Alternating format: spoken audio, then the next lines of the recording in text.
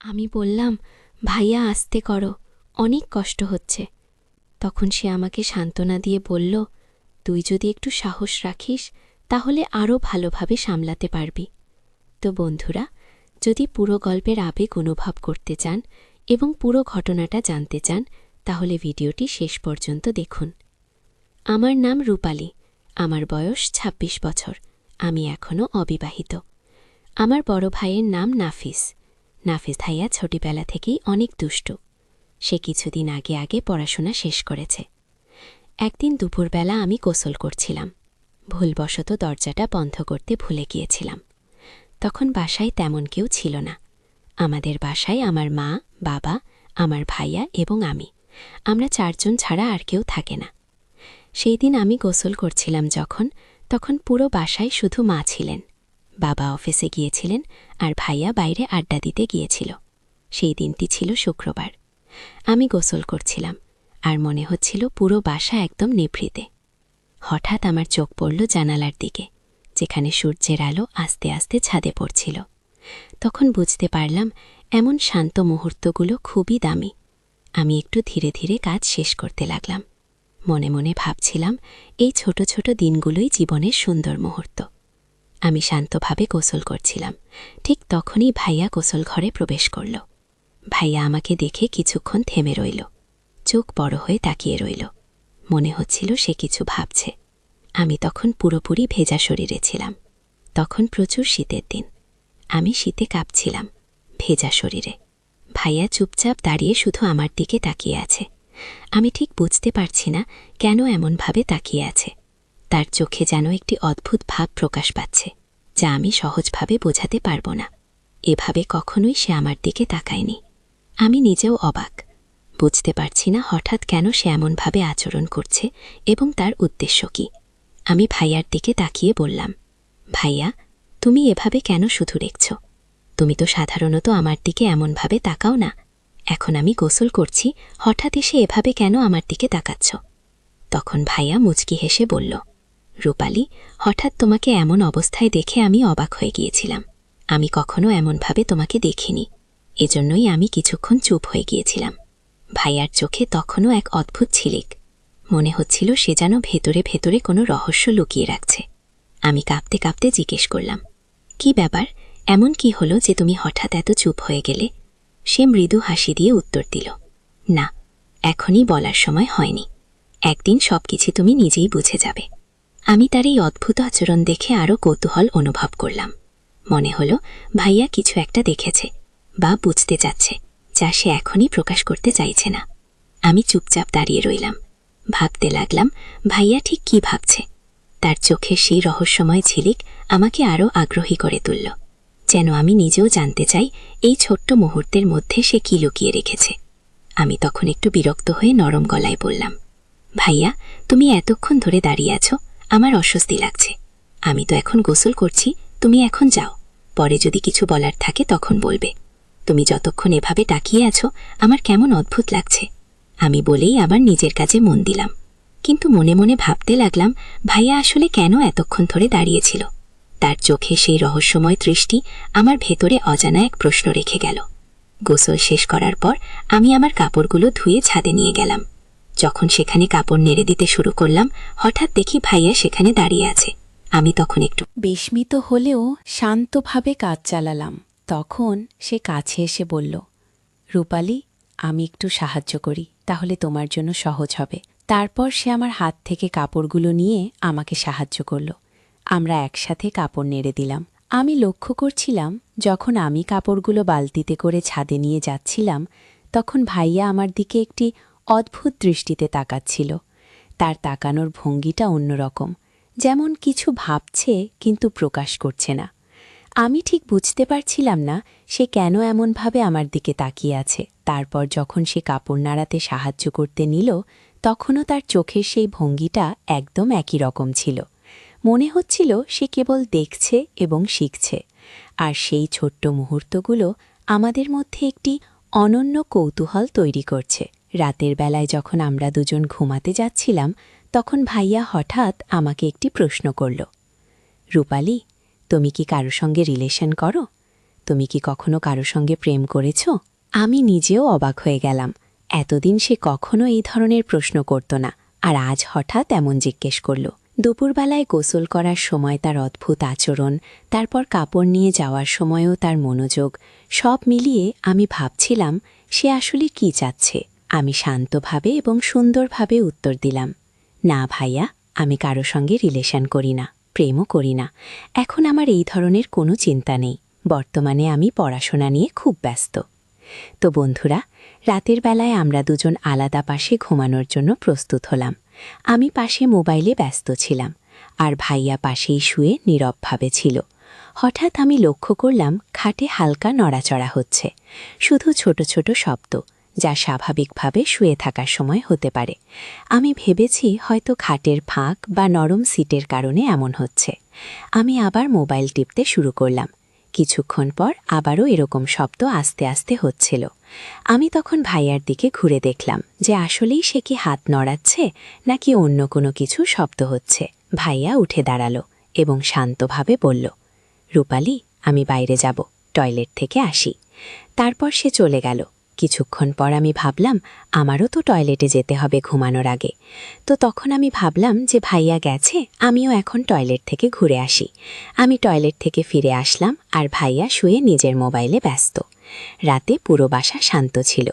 আমি শুয়ে বসে ভাবছিলাম আজকের দিনটা কত অদ্ভুতভাবে ভরা। দিনের ছোট ছোট মুহূর্তগুলো, তার আচরণ এবং আমাদের মধ্যে থাকা ছোটখাট কৌতূহল, সব মিলিয়ে মনে হলো আজকের দিনটি বিশেষ। আমি শান্তভাবে শুয়ে পড়লাম, আর হৃদয়ও পাশে চুপচাপ শুয়ে রইল। আমরা দুজনেই নিঃশব্দে আমাদের নিজ নিজ চিন্তাভাবনা করছিলাম। কিছুক্ষণ পর আমি ধীরে ধীরে ঘুমিয়ে পড়ি। রাতে ঘুমের মধ্যে আমি যেন পুরো দিনটার নানা ছোটখাট মুহূর্তগুলো মনে মনে পুনরায় ভাবি। দুপুরবেলায় গোসলের সময় হৃদয়ের আচরণ, কাপড় নাড়ানোর সময় তার সাহায্য, এবং রাতের খাটে সেই অদ্ভুত নড়াচড়ার স্মৃতি। মনে হচ্ছিল আজকের দিনটা শুধু সাধারণ কোনো দিন নয়, বরং আমাদের মধ্যে ছোট্ট রহস্য এবং অদ্ভুত কৌতূহলের এক বিশেষ অধ্যায়। যখন আমি গভীরভাবে ঘুমিয়ে পড়ি, তখনও ভাইয়া তার মোবাইল নিয়ে ব্যস্ত ছিল। সে কি করছিল, কার সঙ্গে কথা বলছিল বা কোন তথ্য খুঁজছিল সেটা আমার জানা ছিল না। তবে আমি অনুভব করতে পারছিলাম তার মন এখনও পুরোপুরি শান্ত নয়, বরং সে যেন গভীরভাবে নিজের দুনিয়ায় ব্যস্ত। আমি জানতাম না, হয়তো সে কিছু ভাবছে, হয়তো কিছু পরীক্ষা করছে, বা হয়তো নিজের মতো ছোট্ট খোঁজ খবর নিচ্ছে। কিন্তু স্পষ্ট ছিল রাতের এই সময় সে একাকী, তার মন কিছু না কিছু কার্যাবালাপে ব্যস্ত।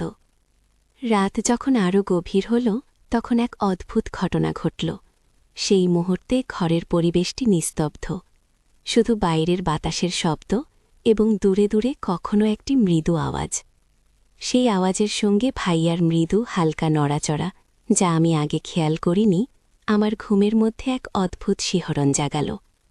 মনে হচ্ছিল আজকের দিনটার সমস্ত রহস্য এবং কৌতূহল যেন এক মুহূর্তে ঘরের চারপাশে ঘনীভূত হয়ে গেছে।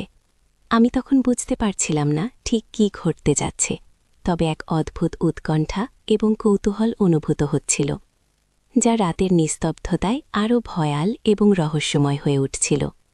রাত যখন গভীর হয়ে গেল, তখন ঘরের নিস্তব্ধতা আরও গা ছমছমে হয়ে উঠল। আমি ঘুমের মধ্যে হঠাৎ কিছু অদ্ভুত অনুভব করলাম। হৃদয়ের দিকে নজর রাখতেই দেখলাম সে এখনও মোবাইল টিপছে, কিন্তু তার চোখে এক অদ্ভুত ঝিলিক, যেন কোনো রহস্য জানে যা আমাকে এখনও জানাতে চায় না। সে হালকা নড়াচড়া করছে, যেন ঘরে কেউ আছে, অথচ ঘর পুরোপুরি খালি। আমি স্বপ্নের মতো অর্ধচেতন অবস্থায় শুধু তাকিয়ে রইলাম, আর মনের মধ্যে অজানা একটি উৎকণ্ঠা জন্ম নিল। হঠাৎ মনে হলো ঘরের বাতাস বদলে যাচ্ছে। প্রতিটি শব্দ, প্রতিটি নড়াচড়া যেন স্বাভাবিক নয়, বরং কিছু না কিছু ঘটতে চলেছে। এক ধরনের অদ্ভুত শক্তি ঘরে প্রবেশ করেছে। ভাইয়া একসময় দাঁড়িয়ে মোবাইলের আলোতে তার মুখের রং পরিবর্তিত হচ্ছে। তার চোখের দৃষ্টিটা এত গভীর যে আমি এক মুহূর্তের জন্য বুঝতে পারলাম না সে কি ভাবছে, ভয়ের না কৌতূহলের, আনন্দের না রহস্যের। আমি ধীরে ধীরে শরীর নাড়ালাম, কিন্তু হঠাৎ দেখলাম হৃদয় উঠে দাঁড়িয়েছে। সে কিছু বলল না, শুধু আমার দিকে তাকিয়ে আছড়ে পড়ল চোখের গভীর এক রহস্যময় দৃষ্টি। তখন মনে হলো আজকের দিনটা দুপুরবেলার সেই অদ্ভুত ঘটনা থেকে শুরু করে এখন পর্যন্ত সবই একটি নিখুঁতভাবে সাজানো রহস্যের অংশ। আমার ভেতরে এক অজানা উত্তেজনা জন্ম নিল, একদিকে ভয় আর একদিকে কৌতূহল। আমি বুঝতে পারছিলাম ভাইয়া কিছু জানে, কিন্তু আমাকে এখনও জানাননি। ঘরের নিস্তব্ধতা ভেঙে হঠাৎ কোনো ছোট আওয়াজ মাথার পাশে বা দূরের কোনো কোণে শোনায়, এবং সেই মুহূর্তে আমার হৃদয় অচেনা রকম স্পন্দিত হতে লাগল। মনে হলো রাতের এই সময়ে এই মুহূর্তগুলোতে কিছু এমন ঘটছে যা আমি স্বাভাবিকভাবে বুঝব না। ঘুম আর জাগরণ, বাস্তব আর কল্পনার সীমানা যেন মিলেমিশে গেছে। পরের রাত এলো এবং ঘরের নিস্তব্ধতা যেন আরও গভীর হয়ে গেছে। দিনের আলো তখন দূরে, আর ঘরের কোণগুলো ছায়ার খেলায় ঢেকে গেছে। আমি শুয়েছিলাম, কিন্তু মন ভীষণ অস্থির। ভাইয়া পাশেই শুয়েছিল, কিন্তু তার নিঃশব্দ উপস্থিতি আজও কৌতূহল এবং রহস্য দিয়ে ভরা। রাতের মধ্যভাগে হঠাৎ মনে হলো কেউ ধীরে ধীরে খাটে নড়াচড়া করছে। আমি চোখ খোলার চেষ্টা করলাম, কিন্তু অর্ধচেতন অবস্থায় চোখে শুধু ভাইয়ার ছায়া। সে এবার মোবাইল টিপছে না, বরং এক অদ্ভুতভাবে খাটের দিকে হাত নাড়াচ্ছে, যেন কিছু পরীক্ষা করছে। আমি কিছু বলিনি, শুধু দেখছি। হৃদয়ের চোখে রহস্যময় এক অদ্ভুত জলজলে আলো, যা আমাকে ভেতরের গভীর কৌতূহলে ঠেলে দেয়। হঠাৎ তার দৃষ্টি আমার দিকে এসে স্থির হল। মনে হলো সে শুধু তাকাচ্ছে না, সে আমার প্রতিক্রিয়া পড়ছে, আমার অনুভূতি বিশ্লেষণ করছে। রাতের নীরবতা যেন আমাদের চারপাশে ঘন কালো ক্যানভাস হয়ে গেছে। আমি শ্বাস নিলাম, আর ভাইয়ার নিঃশব্দ উপস্থিতি আমার কল্পনাকে আরও উস্কে দিল। কিছুক্ষণ পর সে হঠাৎ উঠে দাঁড়াল। তার হাত অদ্ভুতভাবে নড়াচড়া করছে, আর ঘরের মধ্যে বাতাসে একটি অদ্ভুত শীতলতা ছড়াল। মনে হলো রাতের এই মুহূর্তে কিছু পরিবর্তন ঘটতে চলেছে, কিছু যা দিনের আলোয় কখনো সম্ভব নয়। আমি ভীত এবং আগ্রহী দুটি অনুভূতি একসাথে লড়ছে। হৃদয় হঠাৎ আমার পাশে এসে দাঁড়াল, কিন্তু এতটুকু শব্দও বের করল না। শুধু চোখের দৃষ্টি দিয়ে বলছে, রূপালি, তুমি এটা দেখছ না, কিন্তু আমি এটা অনুভব করছি। আর দৃষ্টিতে এমন গভীরতা যা আমাকে বেদনাও দেয়, কিন্তু একরকম আকর্ষণও অনুভব করি। মনে হল রাতের এই রহস্যময় আমাদের দুজনকে এক অদ্ভুত বন্ধনে বাঁধছে, যেখানে কথার দরকার নেই, শুধু চোখের ভাষা যথেষ্ট। ঘণ্টার পর ঘণ্টা নীরবতার মধ্যে কেটে গেল, কখনো হালকা নড়াচড়া, কখনো অদ্ভুত হাহাকার, আর কখনো মনে হল ভাইয়া কোনো অদৃশ্য জগৎ খুলে দেখাচ্ছে। আমি বুঝতে পারলাম এই রাত শুধুই ঘুমের নয়, এটি রহস্য, আবেগ এবং কিছু অজানা অনুভূতির পরীক্ষার রাত। শেষে রাত গভীরতম অন্ধকারে ঢুকে গেল। ভাইয়া নীরবভাবে শুয়ে থাকলেও তার চোখের ঝিলিক এখনও জ্বলছে। আমি ধীরে ধীরে ঘুমের পর্দা আঁকতে শুরু করলাম, কিন্তু মন জানে আজকের রাত আমাদের দুজনের মধ্যে যে রহস্য তৈরি করল, তা কেবল ঘুমের মধ্যে অল্প অংশ প্রকাশ পেল। আরও গভীর কিছু বাকি আছে, কিছু যা পরের দিন, পরের রাত এবং পরবর্তী মুহূর্তে ধীরে ধীরে উদ্ঘাটিত হবে। তো বন্ধুরা, গল্পটি এখানেই শেষ নয়, এরপরে আরও অনেক কিছু ঘটেছে, সেটা আপনাদের দ্বিতীয় পর্বে বলবো। যদি আপনারা দ্বিতীয় পর্ব পেতে চান, অবশ্যই এই চ্যানেলটি সাবস্ক্রাইব করে পাশে থাকা অল নোটিফিকেশন অন করে রাখবেন। তার আগে থেকে যারা সাবস্ক্রাইব করে রেখেছেন, আপনাদেরকে জানাচ্ছি অসংখ্য ধন্যবাদ।